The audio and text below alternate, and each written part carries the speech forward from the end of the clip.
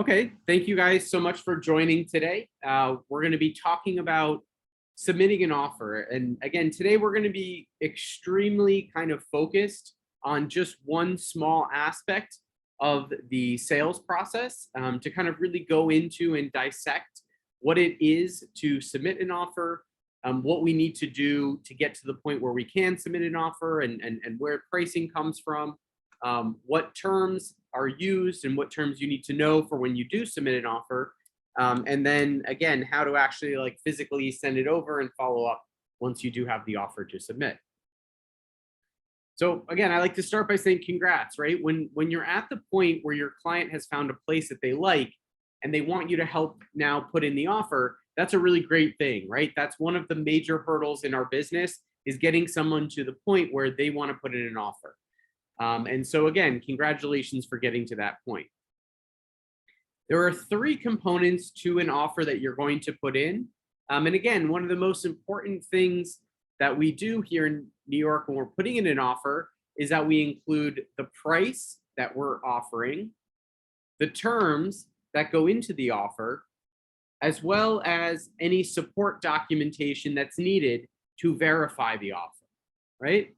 And again, in New York State, offers are put in good faith, but they're not binding by any party, right? Offers are put in and negotiated so that we get to a point where an accepted offer is made and get the attorneys involved, right? And so, one of the things we can do is make sure that our clients know that they can put in an offer and they should do it only when they do want to move forward with the property, but they're still going to have time to do due diligence and whatnot in the whole process. So again, the first one and kind of the top of mind one is price, right? And I think one of the most important things that we need to do is to remember that it is not our job to tell them what to offer, right? Something just came on the market for $1 million. It's not my job to say, you know what, you can get this for $900,000, right? What we're here to do is be real estate guides to them, right? We're supposed to help them to shape their offer, right? And to get them the best possible price, because in these cases, we're representing the buyer. But the numbers have to be kind of created by the buyers themselves, right? You never want to say, I think this will be accepted. You never want to say they're going to take this offer, because if they don't take that offer, you're putting yourself in a position where you've given them misinformation, right? And one more thing that you always want to do before you put in the offer is to confirm that you have the agency disclosure and the anti-discrimination forms signed. If you're working with a buyer, you should get this done during the buyer consultation. But in case you didn't, make sure that before you put in an offer, that those forms are signed by the party that you're representing, in this case, the buyer. So how do we help guide them in terms of the price, right? Well, again, there are a lot of things that go into it, and really think about this as if you were the seller's agent, right? What do you want to think about in terms of how seriously, as the seller or the seller's agent, you're going to take an offer that comes in if it's below the asking price, right? So again, one thing that you want to think about is time on market, right? If we compare something that came on the market today to something that's been on the market for 2 weeks or 2 months, right? Which of those three is going to be the most negotiable? Probably the one that's on the market for 2 months. Probably, right? That's not a guaranteed thing, because sometimes people are so stuck in their price, they're not going to budge a penny. And maybe that one that's been on the market for 2 weeks is going to be more negotiable. Who knows, right? You also want to see what else is on the market and what else has sold by using comps. And there are separate full videos on the YouTube channel, how to find comps, how to use the different databases and things like that to pull comps. But make sure you're using all these things to figure out what the kind of general price point is in the neighborhood. It's the same way that you would do it if you were pricing a unit you were going to list for sale for when you're working with someone to try to figure out what something should sell for. What are the market trends, right? Using Urban Digs to figure out if this is a buyer's market or a seller's market. What are the square footage, right? Many times within a building, right? Maybe, it's a 60-unit building, 5 floors. Maybe there are, 3 different lines of 1 bedrooms, and one sold a couple months ago, but it was smaller, right? And so you can use square footage to get a sense of what the square footage in the building is. You also have to take into account amenities of the building, amenities of the apartment, be it outdoor space, private storage, renovations, and things like that, right? And so use all the resources you have to help guide them to a number or at least a range of numbers, right? OLR, Urban Digs, LIBOR, StreetEasy, Zillow, Realtor, any pricing website you find, right?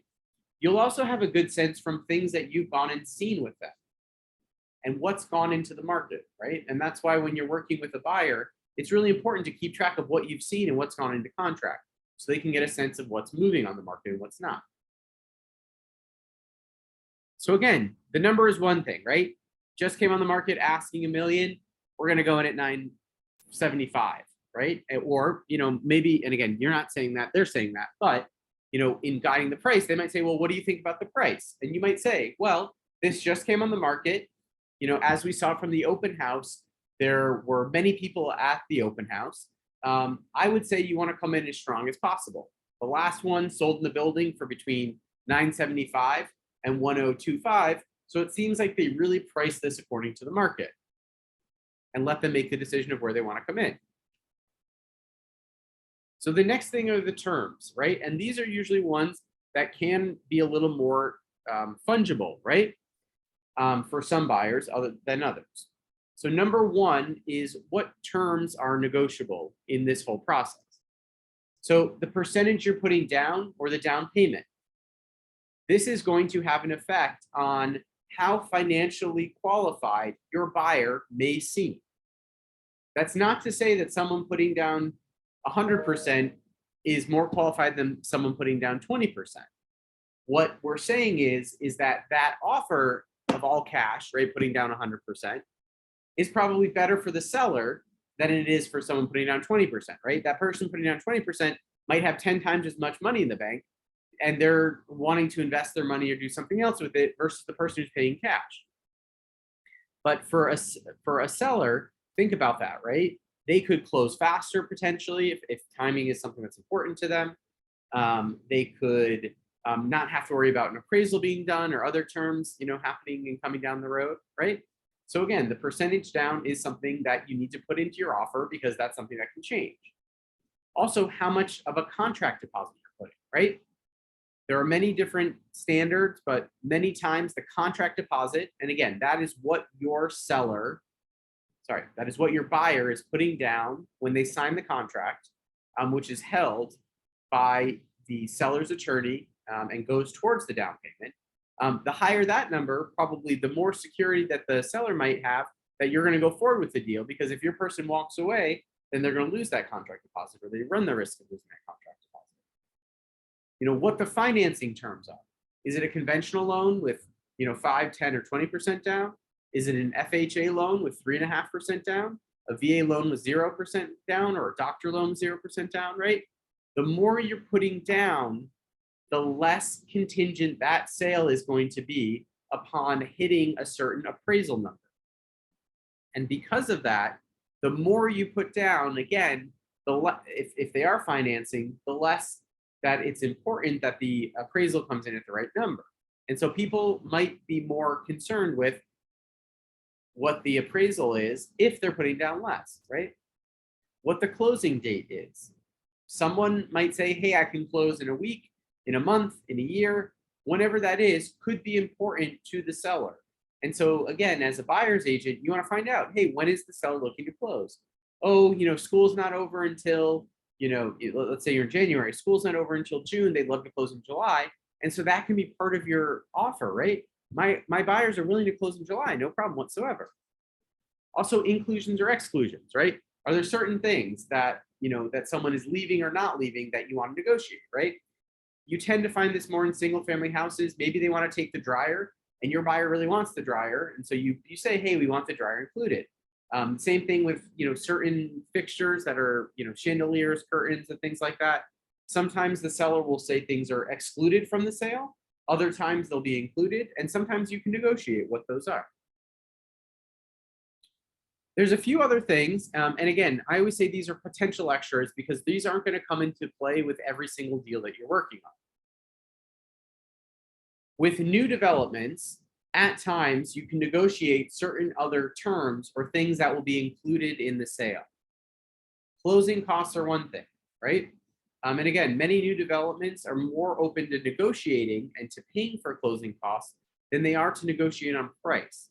And the reason for that is that many developers of these buildings want to maintain a price per square foot across the whole building, right? If you think about it, and again, let's say same situation, 60 unit building, ground up construction, let's say your guys super negotiating and trying to get the most money off the purchase price as possible. If they close at $1,000 a square foot and everyone else in the building closes at $1,500 per square foot, the other people who bought, you're already bringing down the price per square foot in the building. So oftentimes sponsors, if they are negotiable, are more apt to negotiate paying the mansion tax, the transfer tax, maybe giving a storage unit, a parking space. Again, it all comes into play based on what the prices of those things are, right? If it's a $35,000 storage unit and you're buying $1 million apartment, maybe they're super apt to throwing that in. If you're buying if it's a $500,000 parking spot and you're buying $1 million unit, they're probably not going to throw that in, right? Just think about how relative these numbers are to what you're purchasing. But again, these are things that can be negotiated, and we'll talk about this when I show you an example of a new development. And again, you can always get a sense from the listing agent of what they're willing to negotiate on it, right? Many people are very open to telling you what they're willing to negotiate on. When we're talking about a individual seller, or again, it could happen in new developments as well, you can also ask for a seller concession. And this tends to happen very infrequently, at least what I've seen. But it could be a way of keeping a sale price high if it's a co-op and they're worried about going down below a certain amount, and getting money back to your buyer, right? Maybe you ask for a $10,000 closing credit on $1 million purchase, or maybe a 3% closing credit to pay for renovations, right? Whatever it is, it can be used for a variety of things. And it's especially helpful if someone's purchasing and the place needs a lot of renovation and they're kind of tight on finances, right? This is a way that they could get a check at closing to pay for those renovations and have more money to actually be able to renovate. And again, oftentimes it might be needed to close at the asking price if renovations are needed, right?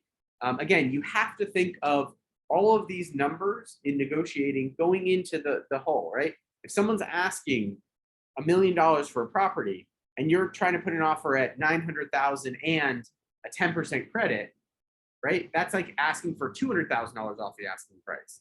So you have to kind of add up everything that you're asking for in terms of what you're asking off the rent, or the asking price and things like that, what all these incentives add up to and whatnot. And usually it's mostly price in terms that we negotiate more so than these extras. It's not to say they can't be negotiated or that they aren't. And so these are things to keep in play.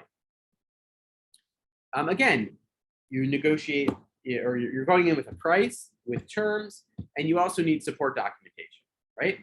And so when you put in an offer, you're going to have additional documentation, which is important to have before you even start talking about putting in an offer, right? So there's going to be an offer sheet, which we'll go over. It's also called a term sheet. It's called a binder. There's a million different names for this, but it basically has what you are offering on the property. There's financial documentation you need to support, right? If someone is financing, you always need a recent copy of the pre-approval letter that shows that they can afford up to the purchase price or the offer price that you're putting in. They need a bank statement if they're making a cash offer, right? If you're putting in an offer of $1 million cash, you got to show a bank statement with that person's name on it, or an account in their name, or with someone in their family's name on it, showing that they have that money to close. And if it's a co-op, you always need a REBNY financial statement, be it a cash or a financing deal. You always need a REBNY financial statement. It's an asset liability statement. And again, it's going to show the seller and the seller's broker that you have the wherewithal, or your buyer has the wherewithal, to get through this co-op approval process. You should also include information on the attorney that your buyer is going to be using. And I always say that this can get the deal done because it shows that you are ready to go and that your client has the next steps in the process, right? You can basically show them that you're ready to go forward with a deal sheet, which is kind of what happens after you've come to terms on a deal, if you have the attorney prepared already. So again, these are examples. Again, on the left, our Weichert offer to purchase form. On the right, the REBNY submit offer form. And again, it just has general information that you're going to want to use when you're putting in an offer to someone, right? The address, the buyer's names, the purchase price, what they're putting down at the contract deposit, how much they're financing, if it's all cash or not, any terms, names, your broker information, and all that, right? This is also called a binder. It's also on the right side, the submit offer form from REBNY. Again, just a way that you're going to be sending over information so that the the seller's broker can review it with the seller. At the same time, again, the REBNY financial statement and asset liability form. There's separate, trainings on how to do this, but you're going to want to include this with any offer you're making on a co-op. You can also include it on a condo or even a single or multifamily to show someone's financial strength. Pre-approval letter, right? Again, this is just a blank one, but it has their name and info, which I blocked out on here, the mortgage amount, their percentage rate, their principal interest, what their payments are, and all that stuff, right? So if your clients are getting financing, you need to include all of this. And again, how do we present this to the other side, right? I put all those together and I attach it to an email and I send this exact thing in the body of a letter. Hello, broker, right? Hello, Maria. I'm authorized on behalf of my clients, Joe and Sally, to offer $1.7 million for apartment 59 at 344 West 72nd Street. They'll be putting down 20% and obtaining financing from Chase Bank for the remaining 80% of the purchase. Kate and her father are able to close extremely quickly. Their pre-approval and REBNY financial statement is attached. And the real estate attorney, Randy Chang, is ready to go and familiar with the building. Thanks so much for looking forward to putting it together, right? In here, we've included everything, plus the support documentation, right? We have a price. We have when they want to close. We have what they're putting down. We have their REBNY form. We have their pre-approval letter, and we have their attorney, right? Everything is in this email that I'm sending to the broker. So they know I'm prepared, I know what I'm doing, and I'm ready to go. In the same way, if you're going to be putting in an offer on a new development, again, a little bit different. The only thing we've added here is they're also asking the sponsor to pay all sponsor building, NYC and NYS closing costs, right? That's what we're putting into the offer. We're putting in a $1.7 million offer with all these things being paid by the developer, right? So again, whenever you're putting in an offer, you got to include everything you're asking for in that first one. And hopefully you get a counter and you go back and forth with it. So again, after you submit the offer, you want to call the broker and say, hey, just want to let you know I put in an offer, right? Every offer should be done in writing, but follow it up to make sure that they got it. It will also help you get a sense of where it is, right? Did they get other offers? What's going on, right? Getting them on the phone, they can give you some more information. Most offers will get a written response within 24 hours or so. Some brokers only do it over the phone. Always ask them to send it to you in an email or a text. You have proof of it. If it takes longer, there might be a reason. Ask them why, right? Oh, the seller's overseas, it's gonna take a little bit longer. Once you get a counter, you present it to the buyer and you go back and forth, right? They keep going back and forth until you have an accepted offer. At that point, the deal sheet will go out and you'll get on to the next step in the process. That's basically it, right? That's how you put in your offer. You put in your first offer. Again, I am happy to answer any questions. I'm going to stop the recording, but thank you for your time.